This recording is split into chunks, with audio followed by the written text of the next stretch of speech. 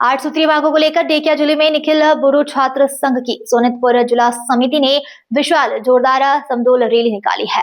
उल्लेखनीय है, बीटीआर समझौते में शामिल प्रत्येक बिंदु को लागू करने की मांग को लेकर संगठन ने सोनितपुर जिले के शहीद नगरी ढेकियाजुली में विशाल जोरदार समदोल नकार कर विभिन्न नारे लगाते हुए वातावरण को आंदोलित कर दिया है। इस समदोल में संगठन की केंद्रीय समिति के सचिव बिरदाओ बोडो, केंद्रीय समिति के स्पीकर अभित नार्जरी एवं पूर्व एनडीएफडी के गुट के सोनितपुर जिला अध्यक्ष ब्रजेश बोसुमतारी बोडो, नाथगुट के केंद्रीय आहिका सुनेरा सहित बोडो समुदाय के विभिन्न संगठनों के पदाधिकारी उपस्थित रहे। ढेकियाजुली हाई स्कूल के खेल मैदान से निकाला गया यह विशाल समदोल अंत में चक्र अधिकारी के कार्यालय पर पहुंचा, जिसके बाद चक्र अधिकारी नयन ज्योति पाठक के माध्यम से भारत के प्रधानमंत्री और असम के मुख्यमंत्री को स्मारक पत्र मेमोरेंडम भेजा गया। आज के इस समदोल का नेतृत्व करते हुए निखिल बोडो छात्र संघ की सोनितपुर जिला समिति के अध्यक्ष एनोश मुसाहारी ने टिप्पणी व्यक्त की। आज आपलोके देखिले यार आमार आपसु निखिल बोडो छात्र सन्थार द्वारा जोर समदल एटा हेइ करिছিলে सो तेखेतসকলে मेमोरेंडम এটা সাবমিট কৰিছে সো তেখেতসকলে খুব শান্তিভাৱে ইয়াৰ প্ৰটেষ্টটো কৰিছে সমদল এটা কৰি আহি আমাৰ হাতত এটা মেমোৰেন্ডাম সাবমিট কৰিছে ইউনিয়ন হোম মিনিষ্টাৰলৈকে সো তেখেতলৈকে পঠোৱাৰ দায়িত্বটো আমি লৈছোঁ। সো ইয়াত তেখেতসকলে যিটো আমাৰ বিটিআৰ এমেণ্ডমেণ্ট বিল আছিলে সো তাৰে যিখিনি ধাৰা বা যিখিনি প্ৰতিশ্ৰুতি আছিলে সেইখিনি ইমপ্লিমেণ্টেশ্যন কৰাৰ কাৰণে এই জোৰ সমদলটো কৰিছে। সো আমি তেখেতসকলক আশ্বাস দিছোঁ যে তেখেতসকলে দিয়া মেমোৰেন্ডাম উচিত আমি অথৰিটিলৈকে পঠাই দিওঁ আৰু নিশ্চয়কৈ তেখেতসকলৰ যি দাবীসমূহ সেইসমূহৰ প্ৰতি লক্ষ্য ৰাখিব। ধন্যবাদ। হয়, নিশ্চয় আজি নিখিল বড়ো ছাত্ৰ সন্থাৰ নিৰ্দেশত শোণিতপুৰ জিলাৰ নিখিল বড়ো ছাত্ৰ সন্থাৰ আজি এই জোৰ সমদল ল'বলৈ বাধ্য হৈছোঁ। কাৰণ যোৱা 2020 27 জানুৱাৰীত যি বড়ো তৃতীয় চুক্তি হৈছে অসম চৰকাৰ আৰু ভাৰত চৰকাৰৰ লগত, তো এই সময়ত যি আণ্ডাৰগ্ৰাউণ্ডত থকা এক্স এনডিপিবিলাক জংঘলত আছিলে তেখেতসকলৰ মূল গতিলৈ ঘূৰি আহিছে। কাৰণ একমাত্ৰ কি শান্তি চুক্তি ভাৰত চৰকাৰ আৰু অসম চৰকাৰৰ লগত বড়ো চুক্তি হৈছে। তো এই চুক্তিৰ দ্বাৰা এক্স এনডিপিবিলাক এগ্ৰেছিয়া আৰু তেখেতৰ ৰিহেবিলিটেশ্যন পাব লাগে আৰু তেখেতৰ যি কৰ্মকৰ্তা যিসকল তেখেতসকলে যি পাৰামিলিটাৰী চাকৰি বা কিবা এটা স্বাৱলম্বী হোৱাৰ বাবে যি সুবিধা পাব লাগে।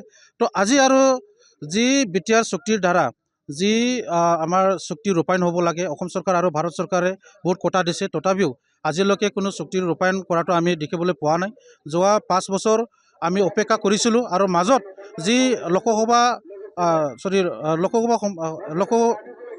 যি পাৰ্লিয়ামেণ্ট ইলেকশ্যন তাৰ আগে অসম চৰকাৰ আৰু ভাৰত চৰকাৰে কোটা দিছিলে।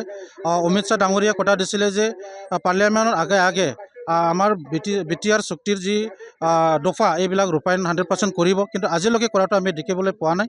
তো আমি আশা ৰাখিছোঁ যে 5 বছৰ উকলি যোৱাৰ পিছত আমাৰ যি বড়ো শান্তি চুক্তি এই শান্তি চুক্তিটো মান দি পেলাই যাতে খুব কম সময়ৰ ভিতৰত যাতে 100% ৰূপায়ণ কৰে। তো যি শোণিতপুৰ আৰু বিশ্বনাথ জিলাৰ যি গাঁও অন্তৰ্ভুক্ত হ'ব লাগে আজিলৈকে এই গাঁও অন্তৰ্ভুক্ত হোৱাটো আমি দেখিবলৈ পোৱা নাই। যি 60টা গাঁও অন্তৰ্ভুক্ত কৰি পেলাই সামৰণি মাৰিবলৈ যি অসম চৰকাৰ বা ভাৰত চৰকাৰে চেষ্টা কৰিছে এইটো আমি মানি লোৱা হোৱা নাই। বা আমাৰ শোণিতপুৰ জিলাত 11 বহুত 700-800 গাঁও আছে। এই 700-800 গাঁৱৰ মাজত 60টা গাঁও সোমোৱাটো আমাৰ কাৰণে খুব দুৰ্ভাগ্যজনক। আৰু যি ফৰেষ্ট ৰাইট এক্ট 2006 আইনৰ জৰিয়তে যি মাটি পাট্টা প্ৰদান কৰিব লাগে, তো আজিলৈকে আমাৰ শোণিতপুৰ জিলাত 8,000তকৈ অধিক এতিয়াও মানে ক্লাইমেন্টছ আজিলৈকে পাবলৈ বাকী আছে। তো আজিলৈকে এইবিলাক মাটি পাট্টা দিবলৈ সক্ষম হোৱা নাই। তো বিটিআৰ চুক্তিৰ দ্বাৰা বিভিন্ন ইনফ্ৰাষ্ট্ৰাকচাৰ ডেভেলপমেণ্ট হ'ব লাগে আৰু যি প্ৰভিন্সিয়েল স্কুল প্ৰাধিকৰণ হ'ব লাগে। আজিলৈকে শোণিতপুৰ জিলাত 13টা হাইস্কুল আছে, আজিলৈকে শোণিতপুৰ জিলাত হোৱা নাই। বা অসমত 400-500কৈ ওপৰত বড়ো মিডিয়ামৰ স্কুল ভেঞ্চাৰ হৈ আছে।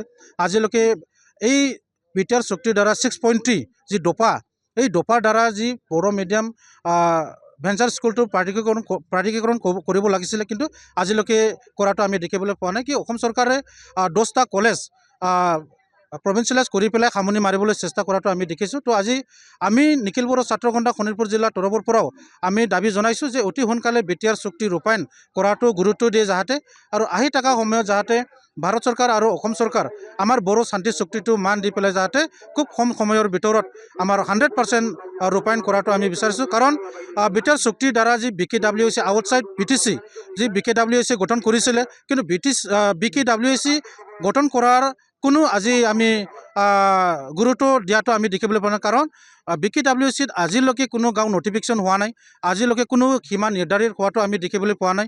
কাৰণ ইণ্টাৰিম গভৰ্ণমেণ্ট তেখেতসকলক চলাবলৈ দি পেলাই আজি কি ধৰণৰ কেনেকুৱা পৰ্যায়ত BKWCটো আগবাঢ়ি নিবলৈ চেষ্টা কৰিছে এইটো আমি বুজিবলৈ পোৱা নাই। আৰু আমাৰ যি কণ্টিগুৱাছলি যি 3.1 দফাৰ দ্বাৰা যি বড়োলেণ্ডত আৰু বড়ো গাঁও অন্তৰ্ভুক্ত ট্ৰাইবেল গাঁও অন্তৰ্ভুক্ত কৰাৰ যি কোটা 3.1 দফা এইটো আমি 100% ৰূপায়ণ কৰাটো আমি বিচাৰিছোঁ। কাৰণ আমি সকলো এই আন্দোলনত আমি ভাগ লৈছিলোঁ আৰু এই আন্দোলনৰ দ্বাৰা আমাৰ বড়ো জাতীয় উন্নয়নটো আমি বিচাৰিছোঁ। এই কাৰ্যসূচী বৰ্তমান ফ'ৰ্থ শ্ৰেণীটো লৈ আছে আৰু শোণিতপুৰ ডিষ্ট্ৰিক্ট নিখিল বড়ো ছাত্ৰ সন্থাই এই সময়ত ঢেকীয়াজুলি প্ৰাংগণত থকা এই আমাৰ বইজ স্কুল খেলপথাৰৰ পৰা আমাৰ চাৰ্কল অফিচলৈ এই জোৰ সমদলটো বৰ্তমান গৈ আছে। আৰু এইটো আমাৰ আজি যি কাৰ্যসূচী লৈছে এইটো অসমত থকা বিভিন্ন জাতি জনগোষ্ঠী বিৰোধী নহয়, এইটো হ'ল বড়োসকলৰ সকলো সমস্যা সমাধান কৰিবৰ কাৰণে আজিৰ পৰা 5 বছৰ আগৰ অসম চৰকাৰ, ভাৰত চৰকাৰ আৰু বড়োসকলৰ সকলো অৰ্গেনাইজেশ্যনৰ লগত এটা ভাল এটা পৰিৱৰ্তন আনিবৰ কাৰণে, ভাল এটা বাতাবৰণ আনিবৰ কাৰণে যে দিল্লী এটা চাকৰি হৈছিলে, এটা পিচ চেকৰ হৈছিলে, যাক আমি কৈছে বৰ্তমান পিচ চেকৰ বোলে। কিন্তু আজিলৈকে এই পিচ চেকৰত লিখা থকাৰ পিছতো যে অসম আৰু বড়ো চৰকাৰে আজিলৈকে বিটিআৰ একৰৰ যিখিনি দফা আজি কিছু কাৰ্যসূচী কৰিব দিয়া নাই। তেখেতসকলে আজিলৈকে যি ইমপ্লিমেণ্ট কৰিব লাগিছিল তেখেতসকলে আজিলৈকে 100% বৰ্তমানলৈকে 5 বছৰ উকলি যোৱাৰ পাছতো যে অসম আৰু ভাৰত চৰকাৰে বৰ্তমান যিখিনি দফাবোৰ এমেণ্ডমেণ্ট কৰিব লাগিছিলে, যিবোৰ দফাবোৰ তেখেতসকলে ইমপ্লিমেণ্ট কৰিব লাগিছিলে তেখেতসকলে বৰ্তমানলৈকে কৰা নাই। আৰু তাৰ কাৰণে আজি নিখিল বড়ো ছাত্ৰ সন্থাই যি অসমৰ বিভিন্ন জিলা বৰ্তমান এই কাৰ্যসূচী লৈ আছে। আৰু এই কাৰ্যসূচীৰ যোগেদি আমি ভাৰত আৰু অসম চৰকাৰক আজি ৰিমাইণ্ড কৰিব বিচাৰিছে। কাৰণ এই বিটিআৰ একৰৰ যিখিনি দফা আছিলে আৰু এই দফাৰ মতে এটা চবতকৈ ডাঙৰ দফাটো হৈছিল 280 আৰ্টিকলটো এমেণ্ডমেণ্ট কৰি এইটো 6/125 এমেণ্ডমেণ্টটো যেনেকুৱা হ'লেও মানে বিলটো আনিব লাগে। কিন্তু এই বিলটো আমি এতিয়া গম পোৱাত নিখিল বড়ো ছাত্ৰ সন্থাৰ মাননীয় সভাপতি দীপেন বড়ো ডাঙৰীয়া কথাৰ মতে যে তেখেতসকলে যি কথা কৈছে আৰু তেখেতসকলে যিখিনি কথাটো জনাই দিছে হোম ডিপাৰ্টমেণ্টৰ পৰা যে আজিলৈকে 125 বিলখন আজি হোম মিনিষ্টাৰৰ টেবুলতে আছে। তাৰ কাৰণে নিখিল বড়ো ছাত্ৰ সন্থাই যোৱা 29 অক্টোবৰ দিনাও এই কাৰ্যসূচী লৈছিলে। কিন্তু আজিলৈকে তেখেতসকলে যিখিনি কামটো কৰিব লাগিছিল কিন্তু বৰ্তমান কৰি দিয়া নাই। এই নিখিল বড়ো ছাত্ৰ সন্থাই যে এই শীতকালীন বৰ্তমান যি পাৰ্লিয়ামেণ্ট চলি আছে, এই শীতকালীন যি পাৰ্লিয়ামেণ্ট ছেছন এইটো অহা 19 ডিচেম্বৰলৈকে চলিব। তাৰ কাৰণে 19 ডিচেম্বৰৰ আগতে যেন এই 125 এমেণ্ডমেণ্টত যে যেনেকৈ হ'লেও বিলটো পাৰ কৰি দিয়ে, এইটো আমি নৰেন্দ্ৰ মোদী ডাঙৰীয়া আৰু ভাৰতৰ প্ৰধানমন্ত্ৰী মাননীয় অমিত শ্বাহ नरेंद्र मोदी डांगरियार ए रिमाइंडर तो आमी इतिया मेसेज को डिब्यू करने पहुंचे। अब आप भी बन सकते हैं सिटीजन जर्नलिस्ट, लड़ सकते हैं अपने हक की लड़ाई। अपने हक की लड़ाई में चाणक्य न्यूज इंडिया है आपके साथ। आज ही प्ले स्टोर से डाउनलोड करें Chanakya news India mobile app. उसके बाद मेरा पोस्ट पर जाकर अपडेट करें फोटो के साथ। हम बनेंगे आपकी आवाज, देश का तेजी से बढ़ता नेटवर्क, सच दिखाते हैं हम। जय हिंद। बच्चों के भविष्य से खिलवाड़, ग्रामीण क्षेत्र में गुम विकास, न्यायिक क्रिया में भेदभाव, दबी हुई गरीबों की आवाज, पर अब होगी जनता की बात। सड़क से पहुंचेगी संसद तक आवाज।